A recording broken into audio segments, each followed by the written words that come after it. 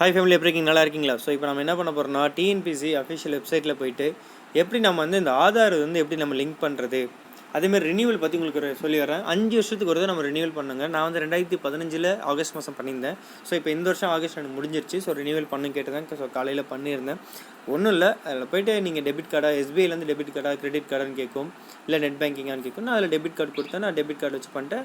அப்போ எனக்கு அமௌண்ட் எடுத்துட்டாங்க. பட் ஆனால் பார்த்தீங்கன்னா இது பண்ணலை, அது ரிப்ளை வரல, ஆக்டிவேட் ஆன மாதிரி காட்டல. ஸோ நான் திரும்ப நெட் பேங்கிங்கில் பண்ணேன். அப்பயும் அமௌண்ட் எடுத்துகிறாங்க, பட் பண்ணல. பட் நம்ம இப்போ செக் பண்ணி பார்ப்போம் என்ன எடுக்குன்ட்டு. ஓகேங்களா? ஸோ ரிஜிஸ்டர்ட் யூசரில் போவோம் நம்ம.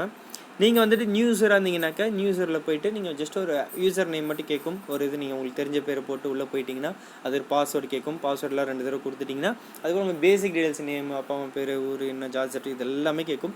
அவங்க என்ன கேட்டால் எல்லாத்தையும் ஃபில் பண்ணிட்டீங்கனாலே வேலை முடிஞ்சிடும். ஸோ இப்போ ஏற்கனவே பதிவு செய்தோர் அது உள்ள தான் நான் இப்போ போகிறேன். உள்ளே போனீங்கன்னா பயனாளர் குறியீடு கடவுள் சொல்லி கேட்டிருக்கோம். கீழே அந்த நம்பர் கொடுத்துருப்பாங்க 70+3 அது 20. ஸோ அது போட்டு உள்ளே போன சமரிச்சோன்னாக்கா நம்மளுக்கு உள்ளே ஓப்பன் ஆகிடும். வாங்க பார்க்கலாம். ஸோ நான் லாகின் பண்ணிட்டு உள்ளே வந்துட்டேங்க. எனக்கு உள்ளே வந்தோன்னே இந்தமாரி காட்டுது பாருங்கள். சரிங்களா?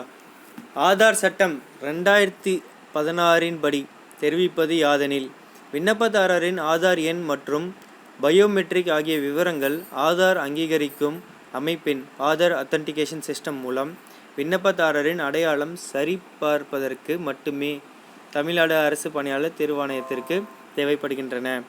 விண்ணப்பதாரரின் இந்த விவரங்கள் மத்திய அடையாள தரவுகளு களஞ்சியத்திற்கு CIDR சமர்ப்பிக்கப்பட்டு அவை உண்மையென சான்றளிப்பதற்கு மட்டுமே தவிர சேமித்து வைப்பதற்கோ அல்லது பகிர்வதற்கோ இல்லை எனவும் தெரிவிக்கப்படுகிறது.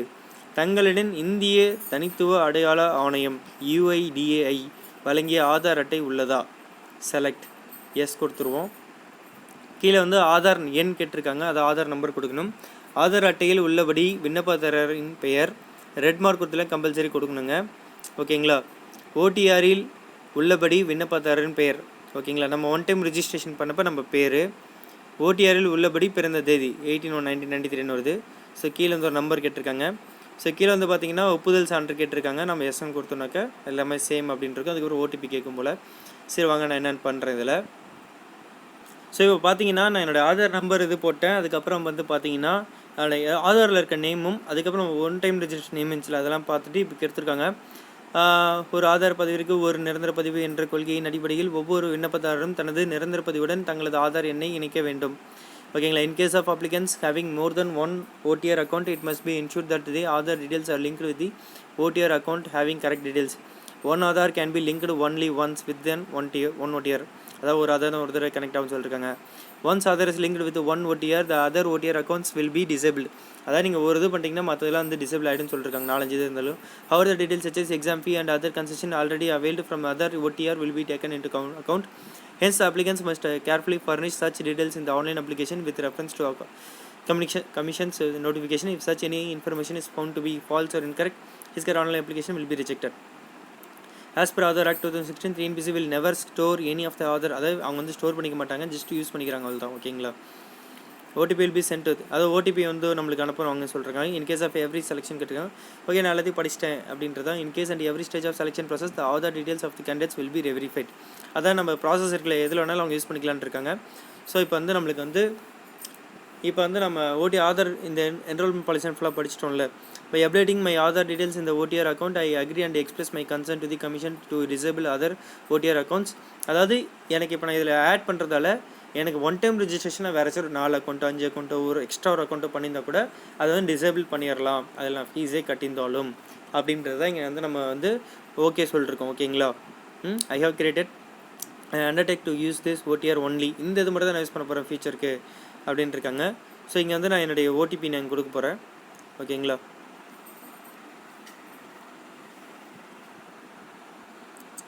ஸோ நான் இங்கே என்னோடய OTP கொடுத்துட்டு அக்ரி அண்ட் கன்ஃபார்ம் கொடுத்தோன்னே சக்ஸஸ்ஃபுல் வெரிஃபைடு ஆதார் சொல்லிட்டு வந்துருச்சுங்க. இதில் ஹைலைட் கொடுமை என்ன தெரியுமாங்க, நான் காலையில் ரினியூவலுக்கு காசு கட்டிட்டேன், ஆனாலும் இன்னும் அந்த 2 அமௌண்ட்டுக்கு நம்மளுக்கு பதில் வரல. புரியுதுங்களா? ஆனால் நம்மளுக்கு ஆதார் இது மட்டும் பண்ணியாச்சு. ஸோ வெரிஃபை பண்ணிட்டோம். ஓகேங்களா? அமௌண்ட்டு மட்டும் இப்போதைக்கு கொஞ்சம் பிரச்சனையாக இருக்குது, அதை மட்டும் பார்த்து பண்ணுங்கள். நான் இப்போ என்ன பண்ண போகிறேன்னா, ஜென்ரலாக ஏதாச்சும் ஒரு வெப்சைட் நம்மளுக்கு இந்தமாரி கொஞ்சம் ப்ராப்ளமாக இருந்துச்சுன்னா VPN யூஸ் பண்ணி பண்ணுவாங்க. ஸோ ஸோ நான் டர்போ விபிஎன் சொல்லிட்டு ஒரு ஆப் இருக்குது, அதை இன்ஸ்டால் பண்ணுறேன். ஸோ இன்ஸ்டால் பண்ணிட்டு பார்ப்போம் சரிங்களா. ஸோ இந்த தடவை இன்னொரு தடவை ட்ரை பண்ணுவோம் அமௌண்ட் வச்சு லாக் ஆகாமல் போகுதான்ட்டு. என்னோடய ஆதார் வந்து நான் ஆட் பண்ணிட்டேன். ஸோ பிரச்சனை கிடையாது. அது ஓடிபி வந்து உங்களுக்கு 10 நிமிஷத்தில் நீங்கள் அது ஆட் பண்ணிடணும் ஓகேங்களா. அதுக்கு மேலே நீங்கள் லேட் பண்ணிங்கன்னா அது வேலிட் ஆகாது, அதையும் பார்த்துக்கோங்க.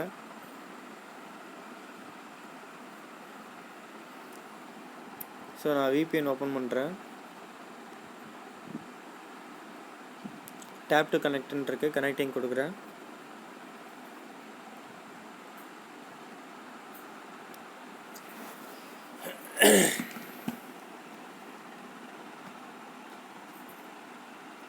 கனெக்ட் ஆக கொஞ்சம் லேட் ஆகுது.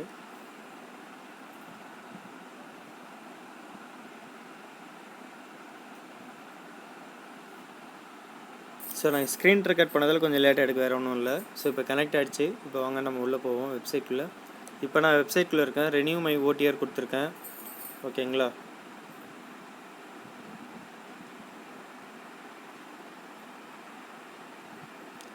ஓடிஆர் ரெனுவல்னு வந்திருக்கு. பாஸ் பண்ணிக்கிறேன் ஸ்பீடாக இருக்கிறதுக்காக. இல்லை, இது பார்த்தீங்கன்னா ஸ்லோவாக தான் இருக்குது எனக்கு.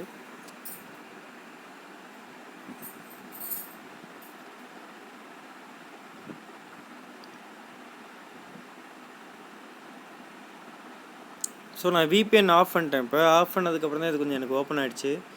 ஸோ நான் திரும்ப இன்னொரு தடவை ட்ரை பண்ணுறேன். பேமெண்ட் கேட்வே கொடுப்போம், ஆன்லைன் கொடுப்போம், டெபிட் கார்டு நெஃப்ட்டுன்னு இருக்குது, நான் டெபிட் கார்டே கொடுப்போம், ப்ரொசீட் டு பே கொடுப்போம். நம்ம டீட்டெயில்ஸ் வருது, பேனா ஒன்று சப்மிட் அப்ளிகேஷன் கொடுப்போம். இப்போ இதில் வந்து visa, master card, RuPay card எது வேணால் போடலான்னு இருக்குது. October 1, 2020 and any Indian debit card not used to online commerce will be blocked for all online transactions. This is such failure. Please contact your card issuing bank to enable. Okay. இது rules போட்டிருக்காங்க போலப்பா ஓகேங்களா. So நான் திரும்ப back வந்துட்டேன். So SBI கொடுக்குறேன் ஓகேங்களா. நான் எஸ்பிஐலேயே போய்ட்டு டெபிட் கார்டு கொடுக்குறேன், ப்ரொசீட் டு பே கொடுக்குறேன். நீங்கள் 2 ஆப்ஷனும் கொடுக்கலாம். இப்போ எஸ்பிஐ உள்ளே போனோம்னாக்கா எஸ்பிஐ நெட் பேங்கிங், இன்னும் பேங்க் சார்ஜஸ்ஸு, அதர் சார்ஜஸ் எல்லாம் இருக்குது.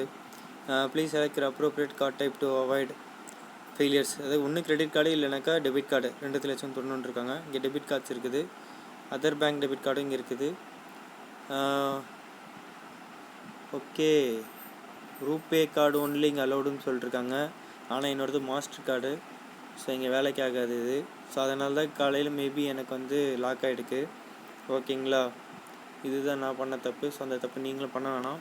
ஸோ அதனால் இப்போ என்ன பண்ண போகிறேன்னா திரும்ப பேக் போகிறேன், திரும்ப ரீக்ஸ் கொடுத்துட்டு திரும்ப எஸ்பிஐ போகிறேன், திரும்ப அதில் போய்ட்டு ஆன்லைன் கொடுக்க போகிறேன். திரும்ப இன்னொருத்தர் இதை ரொட்டேட் பண்ணிட்டு எஸ்பிஐ கொடுத்துட்டேன், அதில் திரும்ப ஆன்லைன் கொடுக்குறேன். இப்போ இதில் வந்து நெஃப்ட் கொடுக்க போகிறேன். நெஃப்ட்டுனாக்கா நம்ம ஆன்லைனில் நம்ம நெட் பேங்கிங் பண்ணுறது. ஸோ இதில் ப்ரொசீட் டு பே கொடுக்குறேன், கீழே வந்து பே நவ் அண்ட் சப்மிட் கொடுக்குறேன் ஓகேங்களா. மேலே வந்து பார்த்தீங்கன்னா SBI net banking, YONO, bank charges இருக்கா. ஸோ அதை கிளிக் பண்ணிப்போம் ஓகேங்களா. உள்ளே போனோன்னாக்கா யூசர் நேம் பாஸ்வேர்ட்லாம் கேட்கும் ஓகேங்களா. உங்களுடைய நெட் பேங்கிங் டீட்டெயில்ஸ் உள்ளே போட்டு போங்க, நானும் போகிறேன். ஸோ நான் உள்ளே போயிட்டேன் ஓகேங்களா. இந்த அமௌண்ட் வந்து இங்கே சொல்லியிருக்காங்க 150 ருபீஸ் ஒன்லின்னு சொல்லியிருக்காங்க. ஸோ இப்போ பார்த்தீங்கன்னா உள்ளே வந்து ஹை அண்ட் செக்யூரிட்டி பாஸ்வேர்டு வரும் ஓகேங்களா. ஸோ அந்த பாஸ்வேர்டு இப்போ நான் போட போகிறேன். ஸோ இது கொடுத்துட்டேன். இந்த இடத்துல வந்து பார்த்தீங்கன்னா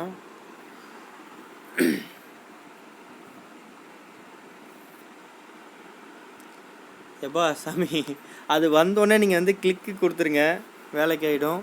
ஸோ இப்போ எனக்கு வந்து மெசேஜ் வந்துருச்சு, dear candidate you have successfully completed OTR renewal for TNPSC with the following order ஐடின்னு சொல்லிட்டு எனக்கு வந்திருக்கு, மெசேஜ் வந்துருச்சு ஓகேங்களா.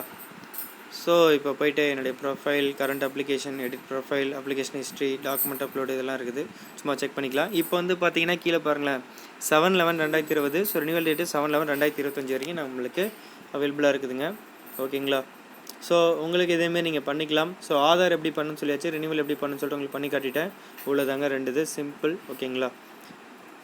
ஓகே, இதுக்கப்புறம் நீங்கள் லாக் அவுட் பண்ணிட்டு வெளில வந்துடலாம். Bye family, take care, all the best.